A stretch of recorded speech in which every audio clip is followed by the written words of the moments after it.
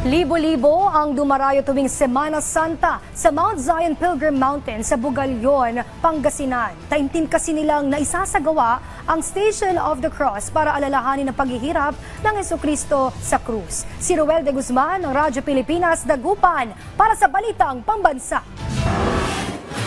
Magandang tanawin at tahimik na lugar. Iilan lamang yan sa dahilan kung bakit dinarayo ng mga mananampalataya tuwing Semana Santa ang Mount Zion Pilgrim Mountain sa Bugalyon, Pangasinan. Taimtim kasi nilang naisasagawa rito ang Stations of the Cross kung saan maaari silang magdasal bilang pagpupugay sa daang tinahak ni Jesucristo sa Kalbaryo. Dapat kayo ay spiritually present sapagkat ang Mount Zion ay bulubundukin. So kung hindi ka sanay sa katahimikan lugar, ay hindi ka makakapag-focus. So therefore, ini-invite ko ang lahat na dapat ay spiritually present para maramdaman ko esensya ng Ama, na Espiritu Santo sa pagdarasal ng Station of the Cross. Bukod sa Via Crucis, sinasadya rin ng libo-libong Katoliko ang imahen ng mahal na Birhen. Gayon din ang kapilya at retreat house na matatagpuan sa bundok. Kaya naman ang lokal na pamahalaan ay nagtatalaga ng mga tour guide rito para gabayan at alalayan